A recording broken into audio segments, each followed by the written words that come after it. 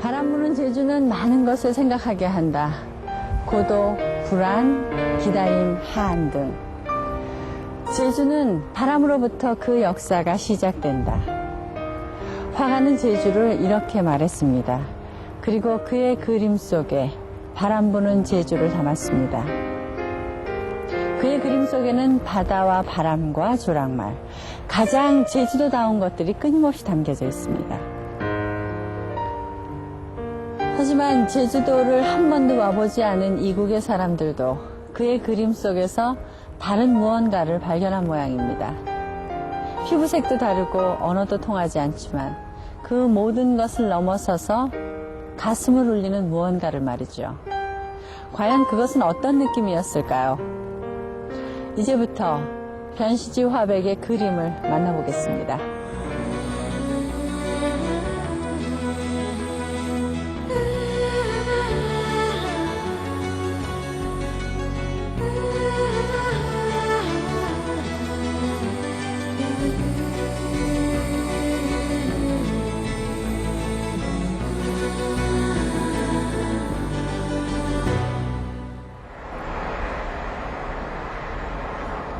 제주공항에서 해안도로를 따라 남쪽으로 1시간, 서귀포시 외돌개 부근에서 기당미술관을 만납니다. 제주도 전통가옥 형태의 돌 하루방의 몸체를 담은 미술관.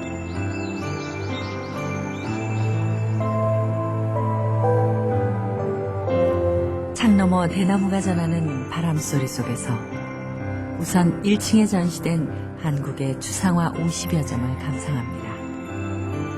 이 미술관의 명예의 관장, 변시지 화백의 소장품들입니다.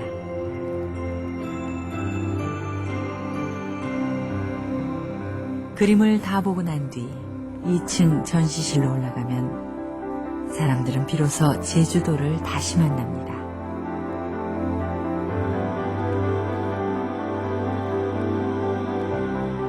온통 황토 빛인 변시지만의 제주.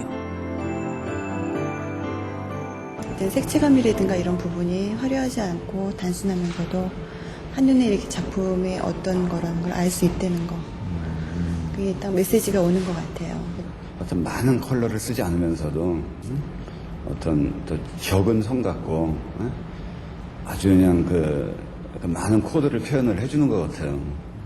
물론 회화적인 특징도 있고 자기 자신을 나타내는 그런 것도 좀 숨어져 있고 아주 재밌어요.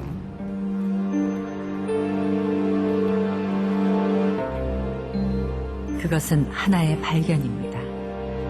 꿈틀거리며 살아 움직이는 원시의 제주.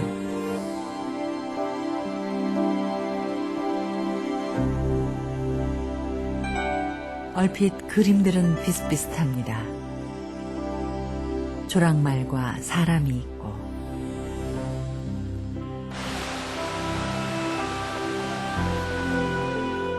제주의 폭포와 까마귀떼가 담겨 있습니다. 수천 년 동안 제주의 하늘을 지켜온 제주만의 길조.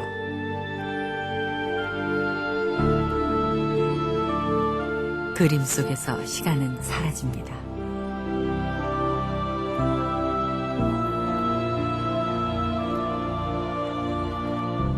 태고 쪽부터 지금까지 변하지 않았던 것들.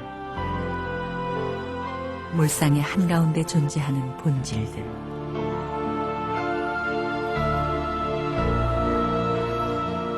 고독과 한. 그리움과 기다림 같은 삶의 원형만 남습니다. 그것은 폭풍 속에서 한 덩어리가 됩니다. 마치 태초의 우주가 그러했듯이.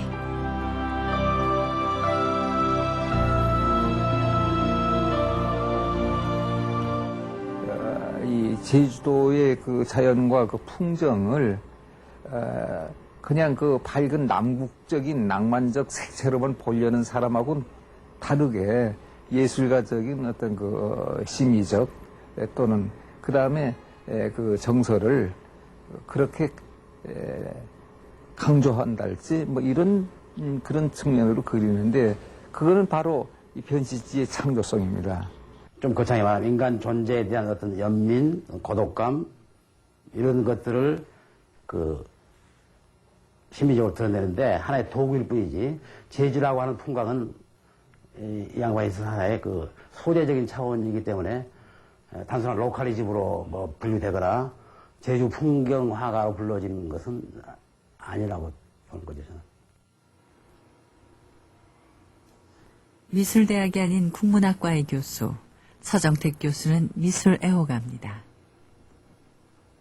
잡지 등의 미술작품 관련 컬럼을 연재하기도 하던 그는 어느 날 우연히 변시지의 그림을 만납니다. 그날 이후 그는 책도 쓰고 그림도 알리는 변시지 마니아가 됐습니다. 그 어느 방송사에서 마침 변 선생님의 그림이 이제 방영이 됐는데 지금까지 내가 보았던 어떤 제주도 풍경과는 전혀 다른 그런 풍경이 나왔어요. 뭔가 이제 황갈색 바탕에다가 아주 그 극도로 생략된 먹선과 새 한 마리, 꾸부정한 사내 한 사람, 뭐 이런 간단한 그 구도가 된 건데, 제주도 심상이 그렇게 절절하게 선명하게 오는 그런 그림은 그때 처음이었습니다. 그림 속의 사람이 가슴을 울립니다. 때론 눈물이 날 것 같습니다. 외딴 섬 제주. 그 제주에서 고독은 사무치게 깊습니다.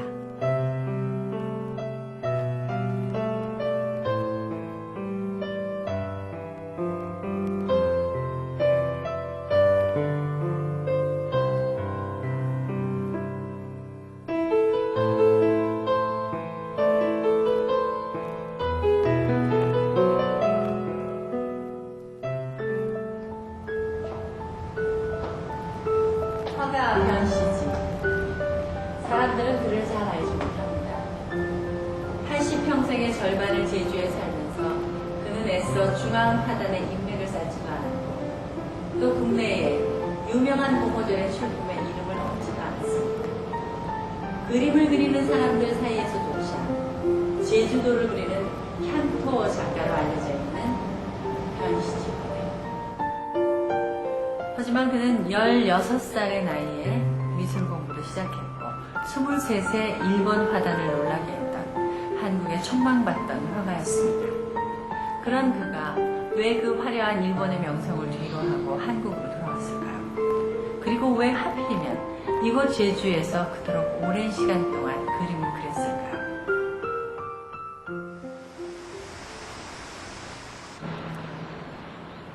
매일 아침 9시 화가는 산책을 합니다. 또각또각 지팡이를 짚고 베레모를 쓴 그의 발걸음은 언제나 한결같습니다. 그는 평생을 그렇게 걸어왔습니다. 서귀포의 한 아파트. 그는 이곳에서 30년째 혼자 살고 있습니다. 하루에 20분씩 산책을 하고 종일 캔버스를 마주보는 것이 화가의 일과입니다. 올해 79. 벌써 70년 가까이 해온 고독하기 짝이 없는 투쟁입니다.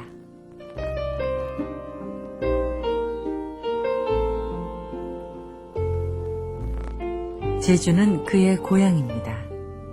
그의 나이 6살에 그는 더 넓은 세상을 찾아 나선 부친을 따라 일본으로 갑니다. 초등학교 2학년 때 씨름을 하다 다리를 다친 것이 화가의 길로 가게 된 계기였습니다. 그런 그가 1948년 일본 최고의 권위를 자랑하는 광풍회전에서 최고상을 받습니다. 23 나이에 광풍의 최연소 최고상 수상자이자 최연소 심사위원으로 일본 화단의 주목을 한몸에 받았던 변시지.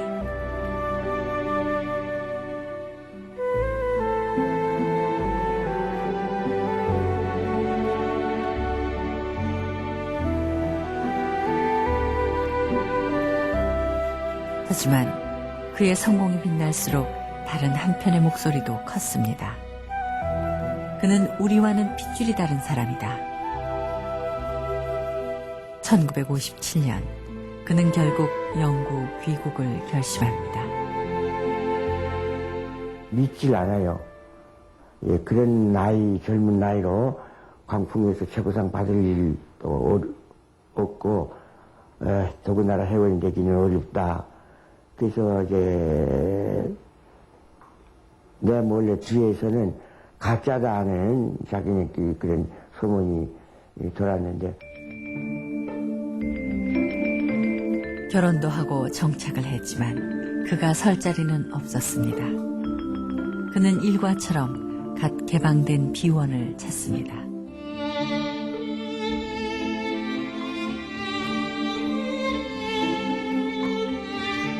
우아한 곡선과 깊이 있는 색감.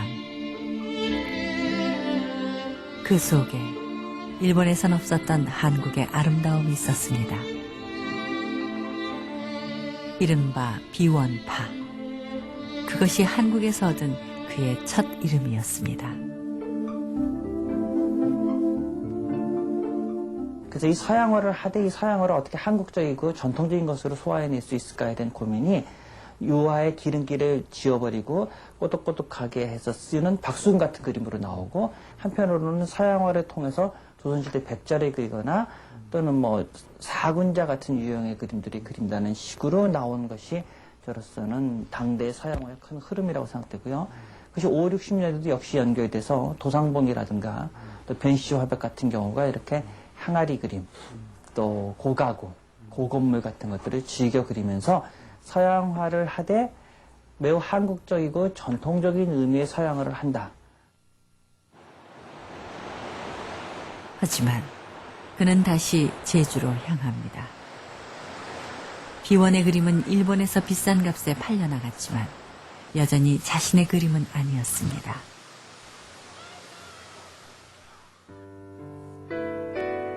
(44년) 만에 귀향, 아무도 반겨주지 않는 고국. 자신만의 그림을 찾아 헤매다 지치고 고단한 그는 마치 어머니의 품을 찾듯 고향으로 돌아옵니다. 하지만 멀리 일본에서 서울을 거쳐 다시 돌아온 고향 제주는 그에게 원초적인 질문을 던집니다. 너는 어떤 존재인가? 너는 도대체 어떤 그림을 그리려고 하는가?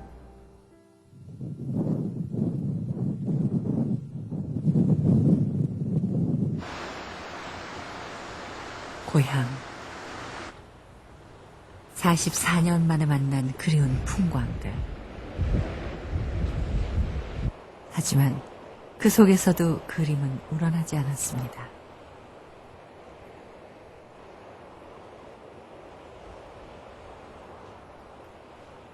아무리 그려도 마음은 채워지지 않았습니다.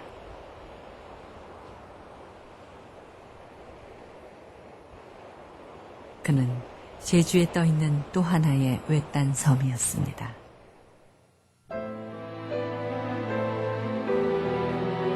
제주의 햇빛이 강렬할수록 그의 그림의 색은 더욱 바랬습니다.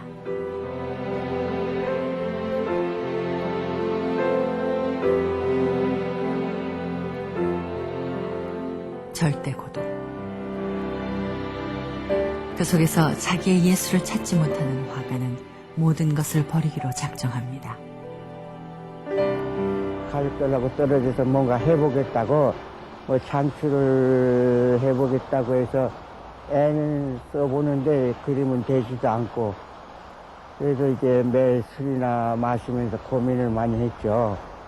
게다가 이제 때로는 그 별도봉에 자살 바위터가 있어요. 거기까지 가보기도 하고.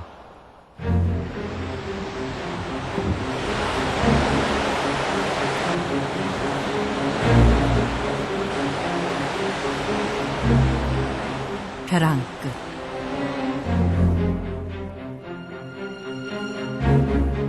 그 위에 서서 그는 이제껏 그려온 자신의 그림을 온전히 버립니다. 색깔도 형태도 사라진 백지의 캔버스 앞.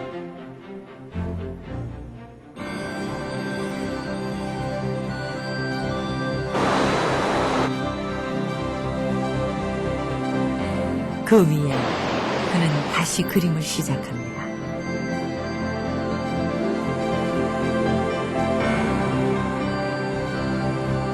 (2년) 동안의 방황, 그 끝에서 그는 드디어 새로운 빛을 발견합니다.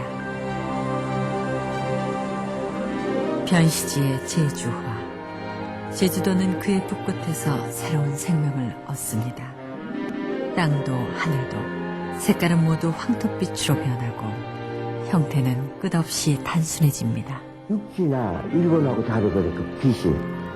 근데 왜 다른가 보면은 나는 일본이나 서울에서 보는 태양이 저희 때서는 가까이 느껴지거든. 그러니까 가까이 느껴지고 그 빛이 강렬하게 그 비치더라고.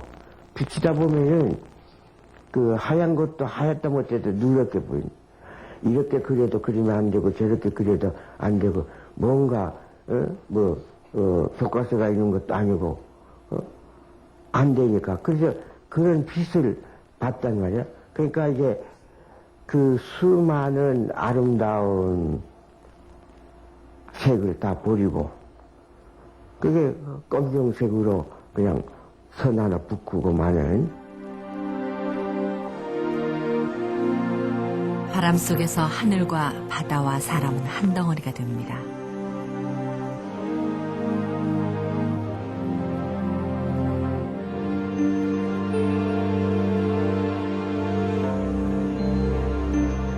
그림을 보고 있노라면 우리는 마치 폭풍 속에 서 있는 것 같습니다.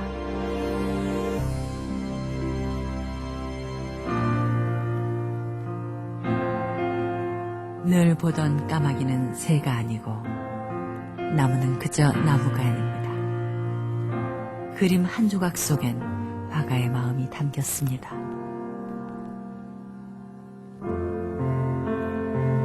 그림 속에는 언제나 화가가 서 있습니다. 누군가를 기다리고 무엇인가를 그리워하면서 세상을 응시하는 모습으로. 그런 그 소박한 인물상이 나온 건 바로 변시지란 말이죠. 근데 그러므로 해서 보는 사람들은 그 작품을 보는 느낌이 일반적인 그림을 보는 느낌하고는 한결 좀 다르죠. 그러니까 2중, 3중의 느낌을 아울러 받게 된다든가 이게 뭐 이중 변시 선생의 특징입니다. 80년대에 접어들어서야 그는 유럽 나들이를 합니다.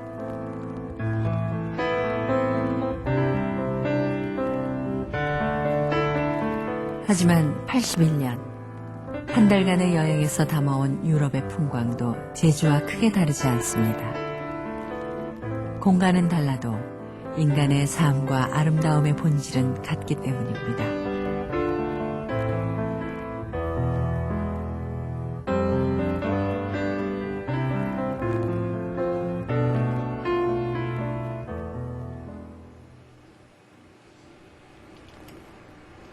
제주도만을 그린 화가 변시지.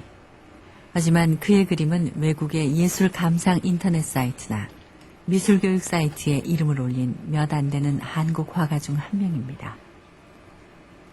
피카소와 모딜리아니를 소개하는 바로 그 자리.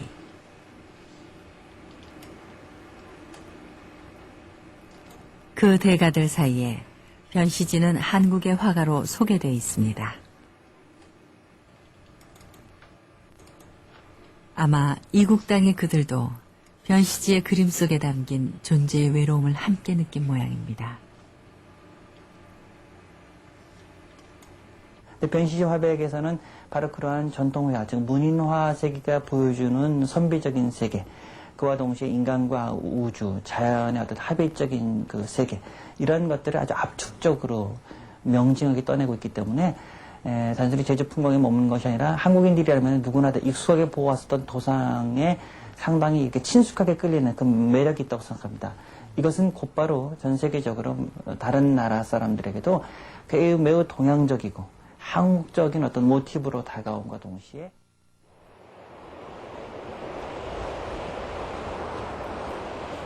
요즘도 변시지 화백은 바다 앞에 서 있습니다. 그는 아직도 무엇인가를 찾고 있습니다. 그 많은 색깔을 모두 버린 뒤에 새로이 보여줘야 할 아름다움의 모습. 무수한 형체를 없애버린 뒤에 그려야 할 또 다른 형상들. 사라진 것들 사이에서 태어나는 새로운 생명들. 끊임없는 파도 소리 속에서 그는 다시 창조의 순간을 기다립니다. 그냥 무아의 견지, 무아의 견지고, 이 파도 소리를 듣다 보면 재밌어요. 하나의 멜로디처럼 음악, 소리처럼 들리고, 그저, 서울의 가족,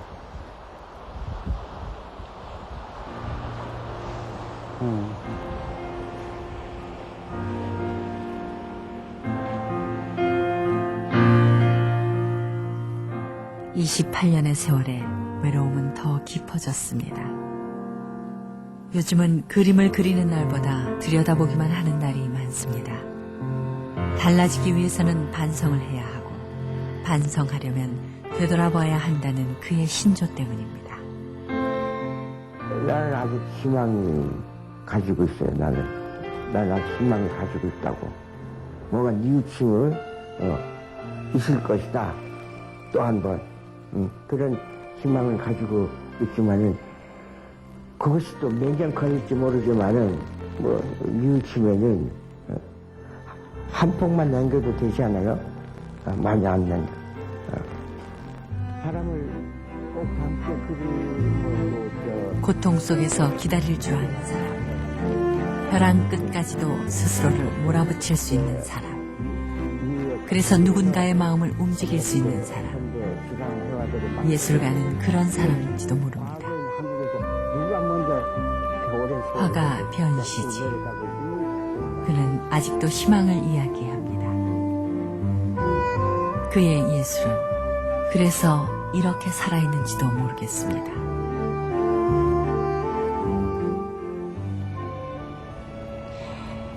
변시지 화백은 이렇게 말합니다. 아름다움을 느끼는 것과 아름다움을 만드는 것은 그 본질에 있어서는 같은 행위다.